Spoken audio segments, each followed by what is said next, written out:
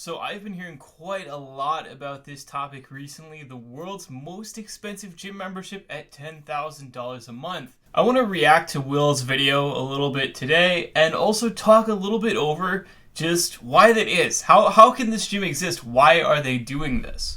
I'm currently walking into a gym that costs members $10,000 a month. Thank you, sir.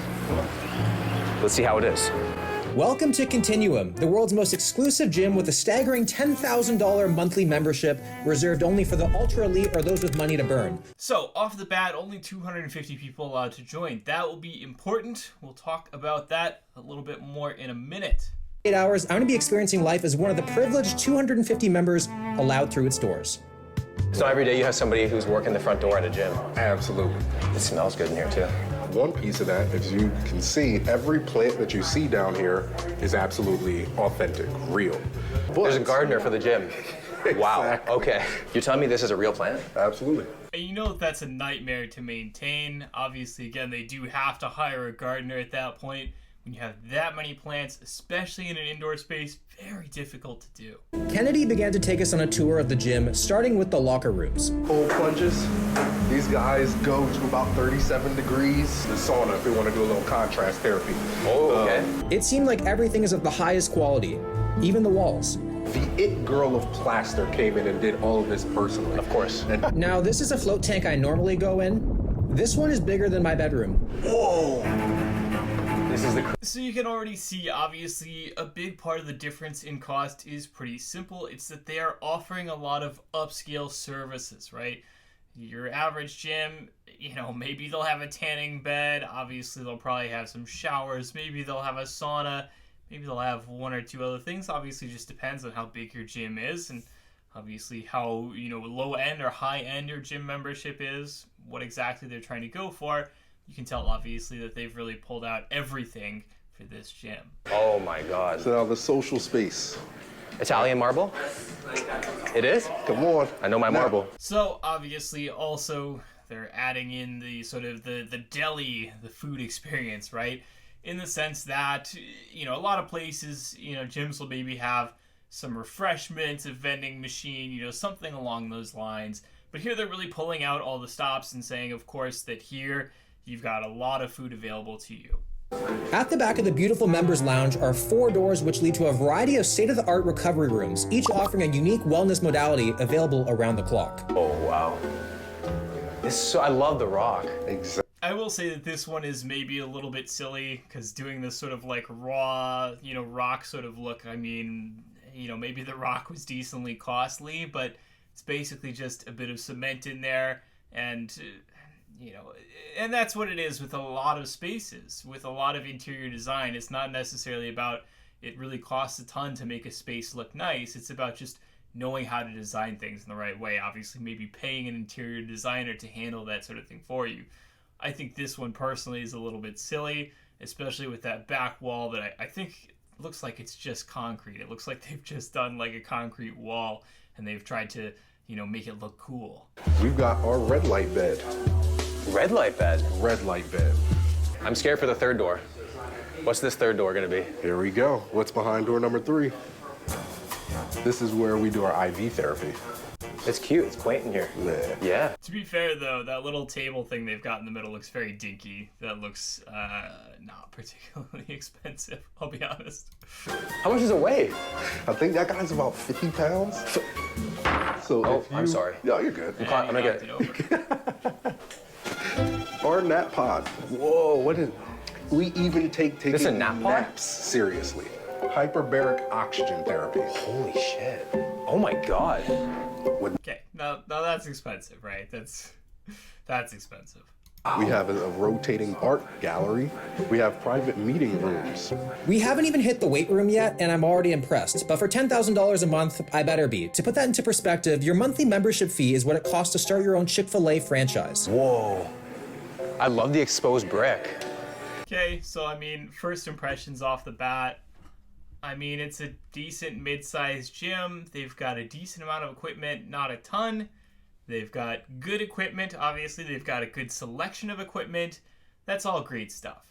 The interior design is great. It looks nice, etc. Kaiser equipment before. Not familiar with it, no. Okay, I'm gonna show you something. Sorry, I've got to stop myself again. It's insane that you don't know about Kaiser equipment. Maybe he's just saying that for the camera.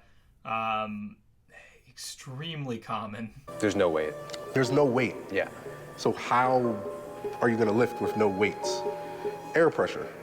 If I go up, that's now 14.4 pounds Wow. of pressure.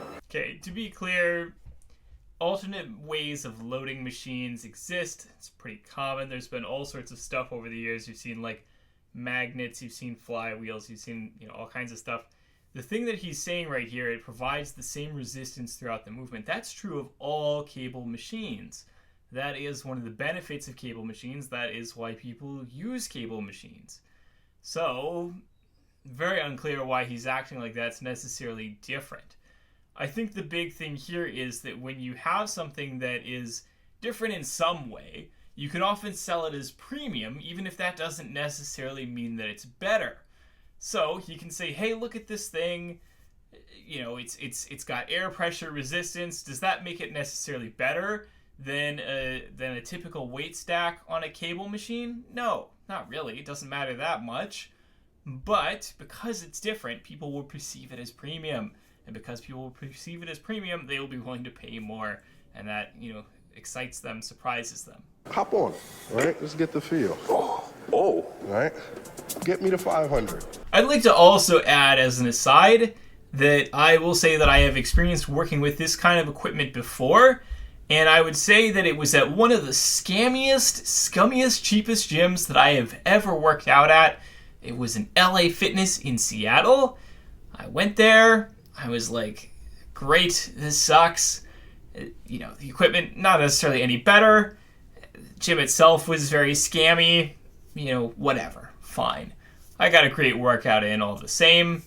But again, it's not necessarily about having, this equipment. This equipment is not necessarily unique or special in a meaningful way on its own. It doesn't necessarily justify $10,000 a month. In order to better understand where I'm at physically, all members must undergo testing, starting with an FMS. FMS stands for Functional Movement Screen, basically. Okay, so FMS is a system. The idea is that the functional movement screen is a general good full body test for how fit you are. And it does this by testing you in various movement patterns and seeing if there are any weirdnesses, any dysfunctions, etc. However, probably since its release, basically every single person that I know who is in physiotherapy goes on and on about how this test is not scientific, it's not well designed, it doesn't prove anything. And obviously, I'm just saying that, right? Obviously, I'm not an expert on the FMS. But I will say that I don't necessarily put a lot of stock in it as a test. I will say that I took the FMS once, personally, and I had a perfect score on the FMS on everything except one test, which basically I couldn't quite do it the way they wanted. Not because I was unfit or because I couldn't move well, but because I had too much muscle mass, to be able to perform the movement properly. I literally could not move my arms in the required way. Take from that what you will. How you move through space. We're looking at mobility or stability, any imbalances you may have. I'm gonna fail miserably at this, by the way. I should also add that when we talk about things like the FMS, this is a classic example of what I would call, trying to sell a pathology, which is a really common thing in the personal training setting. So basically what happens is someone comes into the gym for the first time and they are like, okay, I know I'm not in great shape, blah, blah, blah. I'm here to work out. I am hoping to improve that. I'm hoping to get in better shape. Then they get an initial session with a personal trainer who, of course, just wants to try and sell them personal training more than anything else. Yes, it's obviously going to help them, but also the personal trainer mainly cares about their own profit, their own salary at the end of the day. And so what they are going to do is they're going to use this initial session to do everything they can to convince you not only that you're, not in shape, but also that you absolutely need their help to get in good shape. You absolutely cannot do it on your own. And to be fair, in most cases, that is true for a lot of folks. A lot of folks would do a lot better with a trainer, would do a lot better with guidance, would do a lot better with the knowledge that a trainer can give you, and would do a lot better with the accountability that a trainer can provide you. At the same time, they like to try and sell it to you as if, hey, I have this magic bullet. It would be impossible for you to figure this out on your own because you have so many things wrong with you, and I have the solutions to those issues, and I can fix you. So when you take that in context, you take the FMS, which is this screen that is ostensibly something that enables personal trainers to kind of do a very light version of physical therapy to, identify any potential issues you have with your movements so that they can correct them. Then at the same time, you are portraying yourself as the person who has that magic bullet, right? You're portraying yourself as, hey, you need me. You can't possibly get in shape without me.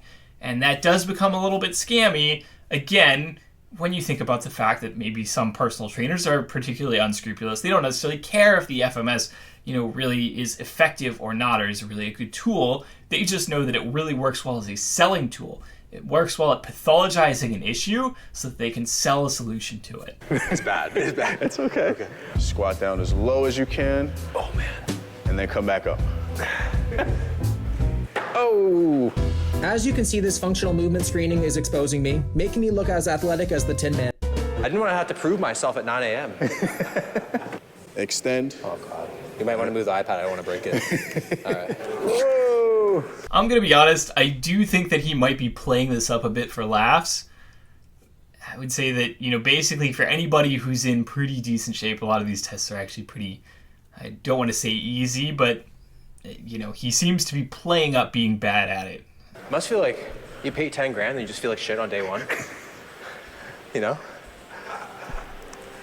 See, you can see they're rolling their heads, but that's exactly what the point of that test was.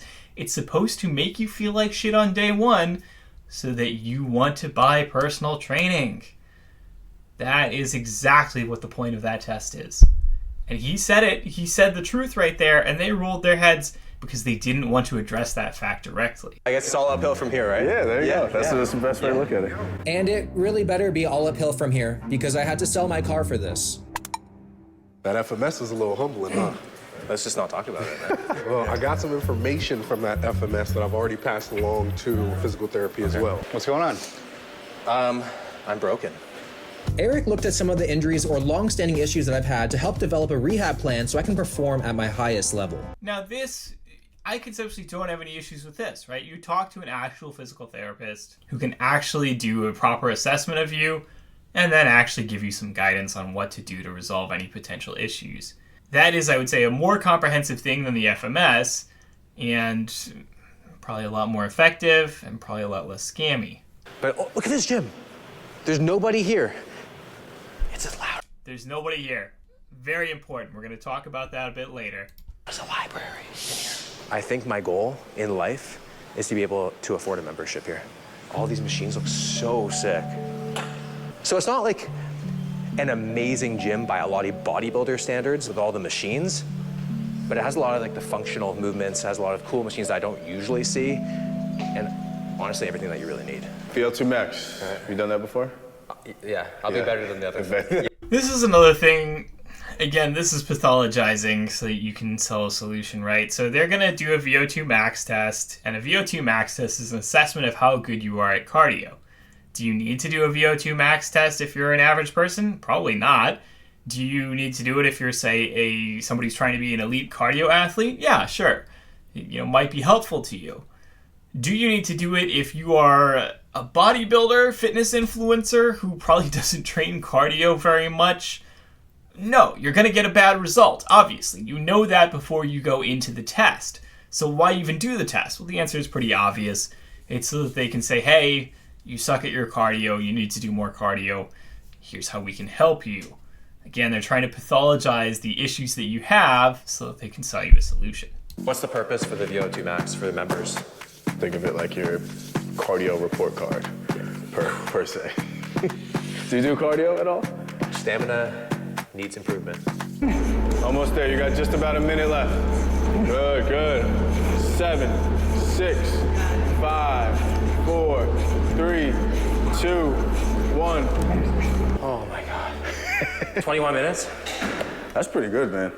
50.9. That's elite? That is the very upper end of good. You're almost excellent. Yeah, so like I said, He had a good but not great result. That's, again, about what you'd expect for somebody who's not a cardio athlete, so not surprising. And they're going to be like, all right, well, this is why you need blah, blah, blah, blah, blah to fix that, right? That's the whole point of doing the test in the first place. I remember hearing that there's 250 member cap. Yes. You want to have a mixed group of people, what they do professionally, ethnicity, different backgrounds. Right, yeah. And then we have strength metrics, obviously. Yeah. The 10,000 per month membership, is that with like daily personal training if you want? You can unlimited. So oh, wow. I mean, okay. if you don't have to pay extra, why not, right? Yeah. You might as well. Well, here you go. You can see how they're framing it as, you pay $10,000 a month, you get unlimited personal training included. So this is the selling point for why you will want to buy this gym membership.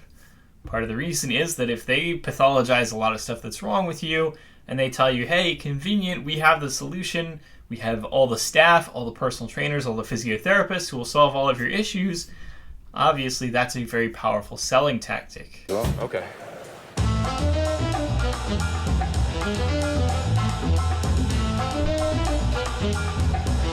What would you say is like the main difference between Continuum and other gyms? We have to have a minimum of a master's degree, whether that be in exercise science, kinesiology, and we go that route because we're trying to set ourselves like the gold standard. Oh my God. Wow. That's a luxury, not having to like put on the plates all the time. Yeah, exactly. And yeah, I mean, that's the main advantage here, right? Is if you have this easy, quick change system for changing the pressure, which thus changes the weight, then yeah, that does make it a little bit more convenient not to have to move weight plates around. But also, I mean, moving weight plates around is not the worst thing in the world, let's be quite honest. Actually, just when I thought I couldn't love this gym anymore, this post-workout meal, they literally just said to you, whatever you want, whatever restaurant you like, we're gonna go out and get it for you, and it's gonna be on the table when your workout is finished. I was like, I want sushi, I want fruit, I want a wrap. Look at that. And like I said, again, bit of an upscale service. They're offering, hey, we'll get you whatever food you want, so it's ready for when your workout is done. Yeah, sure, not terribly different than just, say, ordering something on an app, but, Wow. Unlimited coffees here too? Unlimited coffee is such a funny selling point. Like, I'm gonna be honest, my home has unlimited coffee. any office space in the world has unlimited coffee. It's just they also have a guy who hands it to you, I guess. It's whatever. Fine. Starting with the hyperbaric chamber. Some of the benefits include enhanced recovery, faster healing of injuries, reduced DOMs, and treatment of chronic injuries. From there, I went and did some red light therapy, so my body can feel the green light to go again tomorrow. I used the sauna, and then I had a shower. I really appreciate a segment I didn't need a PhD to understand. How often can members come for massage therapy? It's unlimited, I believe, if you have full membership. So you can come every day? Yeah. Untied, huh? Yeah, but you're not the worst. No? Whoa. With all the pampering today, I just feel like a mega yacht. Just floating on the ocean. Welcome to day 2. I walked in, they gave me a coffee, which is amazing, by the way. And instantly when you walk in from outside to inside, the air is different. I think the air is imported from Antarctica or something. Now it was time to do a DEXA scan to measure the only thing that truly matters, body fat. We just did your DEXA scan. How'd it feel? So as an aside, again, this is just them doing more tests to pathologize so that they can sell you a solution. However, in general, DEXA scan is among the better methods for measuring your body composition, and body composition is a meaningful marker of health. So, fine there. However, a lot of people are not aware that even DEXA is not actually terribly accurate and has large potential for error. And, basically there is no 100% precise method for estimating your body composition. And so even when you're talking about DEXA scans, getting them pretty frequently can end up being an issue for people. It can end up causing a lot of problems simply because people place way too much stock into these numbers. People worry too much about these numbers. It becomes very discouraging when they don't necessarily see a result that they expect over time. And so, amusingly enough, very often, the best method that you have for estimating your body composition is simply how lean you look over time, and whether or not things are looking, say, hey, I'm a bit leaner than I was 2 months ago, for example, right? Even that's not a very precise estimate, but it is generally going to be a lot less easy to mess up than worrying about the specific numbers that you get from a DEXA scan. For you, you're at a 3.2 for your T and your Z score, which is fantastic. Good. Right? Drum roll, please. 14.3. That's not bad. That's not bad at all. You want to have some body fat, though. Like, you need to have some body fat. You don't. Because... You don't understand. Yeah, again, they're being silly about it. 14 is a totally good score. Like, basically, for most people, it's somewhere around, like, 12 to, like, 17, 18% is fine, right? You're in great shape. They're just, he's just being a bit vain. He's just wishing that he was mega lean for no reason. Damn, man. Your internal organs need fat around them to survive. If you were 0% body fat, we'd have... Is there anything that you guys don't track here? Like it seems like I need to give you like a fingerprint, a semen sample, which I can provide pretty quickly. So he brings up a good point, and this is a point of criticism that I frequently bring up when you talk about this sort of quantified self movement. So the idea of the quantified self movement is basically that you measure as many possible variables as you can about your health so that you can try to optimize as much as possible, with the concept, of course, that, the old saying of what gets measured gets managed, right? In particular, also, Brian Johnson, the recent health nut who is ostensibly claiming that he can live forever. I've done a lot of videos reacting to his content in the past, and I've talked about why he often misses the mark, misses the forest for the trees in terms of his own approach. But the thing is, the big problem is that when you track too many variables, and most of these variables don't have any necessarily meaningful connection with the thing that you are really trying to manage, which is, say, getting healthier, running faster, building more muscle mass, whatever, it becomes this massive brain drain. It takes an incredible amount of your time to just be constantly measuring and monitoring all these numbers, and you become discouraged and worried when you see arbitrary changes that you probably don't expect. And there's a tendency to think of, basically every potentially suboptimal number as a problem to be fixed, and not just like, hey, it's possible that there's some normal healthy variation here, and it's not necessarily the worst thing in the world that maybe my numbers are a bit low in this thing, or whatever the case is. And this is why I don't tend to recommend that style of approach to managing your own health, because that style of approach, it's just very likely to lead to issues. This is truly luxury. Every single person that we've met today, incredibly nice, super knowledgeable. You think $10,000 a month is a lot, which it is, but then you start to kind of go down the list of things that you can get here on a daily basis, and I almost want to say it's a deal. Like, seriously. Now that we've gotten to the end of the video, I'm going to talk about really the economics of the situation and why this gym actually costs $10,000 a month. So, a couple things that I said were going to be important later. One, they only cap it to 250 members. And two, when they were first walking through the gym, he goes, oh my god, it's like there's nobody in here. That is on purpose. Those are two important facts we're going to discuss. So the economics of when it comes to a gym, right, is that the price is inversely correlated to how many people you can fit into the space. Which is to say that basically, when you make the price really cheap, then a lot of people are going to use the gym. The gym is going to be packed. That's going to be a bad experience where a lot of people, are waiting for machines, etc. And, potentially a lot of people are, just basically going to be like, whatever, and go home. It's also going to create a lot of people who basically just don't show up to the gym at all because, they're paying a very small monthly fee, and then they go, oh, you know what, maybe I'll use it later, whatever. They never end up canceling it, and that is intentional. So I've talked in the past about the actual opposite thing, right, which is Planet Fitness. Planet Fitness is the budget gym, right? When it first launched, I remember they were doing like $5 a month for memberships. I'm sure it's more like $15 a month now or something like that. But the point is that they're super budget memberships, they're very big gyms, and of course they're really aimed at casual exercisers. And they do this on purpose because the point of this gym is to get as many memberships as possible for people who are not actually using the equipment.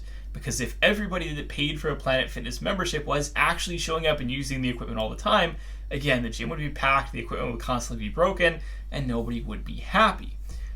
However, when you raise the price a little bit, say, the average gym, let's use the example of the gym that I worked at for a while, around 2012 to 2014, right? And obviously these prices are a little bit outdated, 10 years old, whatever. But we had a relatively small gym. It was, I would say, a little bit smaller than this, gym that we're talking about today. And it didn't have a ton of amenities. It had some bathrooms, it had a tanning bed, and your gym equipment, and that was basically it, right? And that gym charged at the time $30 a month, and we had somewhere around 300 to 400 members per month.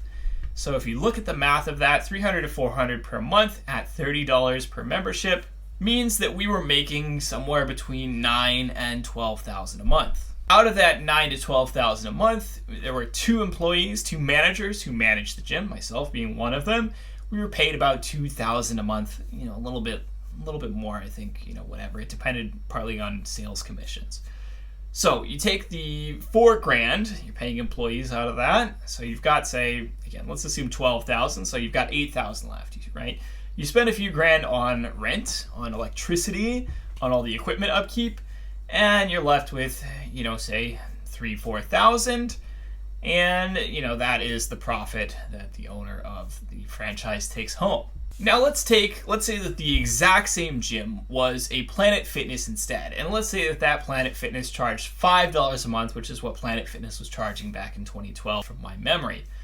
So if you're charging $5 a month for a gym of that size, compared to a gym of that size that charges $30 per month, what that means is you have to sell 6 times as many memberships to make the same profit.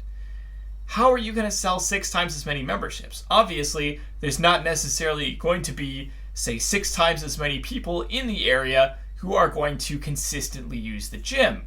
So again, as I've already been discussing, the whole point of this is that you trap a lot of people who are willing to pay $5 a month, but probably aren't actually ever going to show up or use the gym very much because they're really not serious exercisers. That's kind of the whole point of Planet Fitness's business model, is that you get as many people who are going to pay and probably not show up as possible, because those people subsidize the low cost of the people who actually do show up. And of course, you still have the issue where, because Planet Fitness locations have to sell so many memberships to just break even compared to somebody that charges more, they are often still just busy and packed all the time in a lot of places. Now, let's take it in the opposite direction, right? Let's say, hey, you know what? I'm going to do a slightly upscale thing. I'm going to charge, say, $60 a month instead of $30. And, maybe spend a little bit more making it nice, whatever you have to do. And at this point, what ends up happening is that you now don't have to sell as many memberships. You only have to sell half as many memberships to make the same profit. So you could basically profit while only selling, say, 200 memberships instead of 400. Now again, we're talking about $12,000 for like 400 people, right? Now we're talking about this gym that charges $10,000 per person, right? What that means is I don't even have to worry at all about the number of memberships that I sell. I need to find 2 people. I need to find 2 rich people for whom this amount of money is no concern, and I'm already making a bigger profit than the entirety of that franchise that I worked at in 2012. The whole point here is, at that price point, you could sell 2 gym memberships, and you could have those 2 people, you could wait on those people hand and foot. You could have, you could hire an extra person who's paid $2,000 a month just to, do everything that they say, and serve them like a personal assistant, and you would still make a bigger profit, right? And those people would basically have a totally free gym to themselves, right? There's, no competition for squat racks or whatever. They just get to have the enjoyment of just working out in a nice, relaxing, empty gym. So what I said before, it's important that it's empty. That is part of the price. Part of the reason that you are paying such a high price is because you want to have the ability to walk into a gym that that there's not going to be that many other people using it, and as a result, you're always going to be able to access the equipment that you need. That is a big part of the cost there. Now, again, like I mentioned, they capped it to 250 members. So of course you can do the math there on what that ends up being. 250 members at $10,000 a month comes out to $2.5 million, right? That is a nice profit, especially when you're talking about a relatively not that big gym space, to be quite honest. It is more like a social club than it is like a gym at that point. Because the other important thing is that when you talk about, like high luxury cost items, high luxury cost, memberships and things like that, part of the cost is on purpose, because part of the cost is just to filter out people for whom that amount of money would be a concern. Basically, you're just saying, hey, this gym is only for ultra rich people for whom this amount of money is no concern, and as a result, you are intentionally aiming to select a certain particular kind of clientele. You're saying, hey, we only want rich people here. And what that means is obviously that you're going to be spending time hanging out with other rich people, interacting with other rich people. You don't have to see a poor person, obviously, aside from the staff who are waiting on you hand and foot. And, that's a thing that rich people like to do. And like I mentioned, a lot of the cost is not necessarily actually because the gym is actually necessarily better or necessarily provides a better service. As I've kind of talked in this video, the gym equipment is fine. It's not necessarily going to give you any better results than any other kind of gym equipment. The fact that they have, the personal trainers, the physical therapists, the massage therapists, the cryotherapy and whatnot, like all that stuff, yeah, it's nice to have. It doesn't necessarily make a huge difference in terms of your results. However, actually having, the personal training included, actually having, 100% guidance, all the way through, that is obviously going to be a benefit, and that is obviously something that, say, your average rich person who's probably not in great shape, will probably be somewhat wowed by, and they'll be like, yeah, this seems like the place for me. They're going to take care of me. They're going to do everything. I just have to show up, and they're going to handle everything else, right? So that is very much the point. The point of this price is that it is exorbitant. The point of this price is that it is not, it's a lot more than the sum of its parts, because that is intentional. The point is that you're getting charged a lot more than the sum of the parts, specifically because it's a luxury good. You can flex on it. You can share it on TikTok. You can have YouTubers come in and do videos about it. It's a stunt, right? It is on purpose that you're showing off in this way to kind of create this marketing, this vision that you can sell to people, right? And of course, if you are good at attracting those rich people who can afford this kind of cost, and you're located in a place where it will be convenient for them to come in, of course it could work out. And that's basically how the math of it works out at the end of the day. I hope that this video has been useful to you. I hope that maybe I have provided a little bit of insight that you've not seen in other coverage of this topic, because I have seen quite a lot of people talking about it. Thank you for watching this video so far. Have a good week, and I'll talk to you all next time.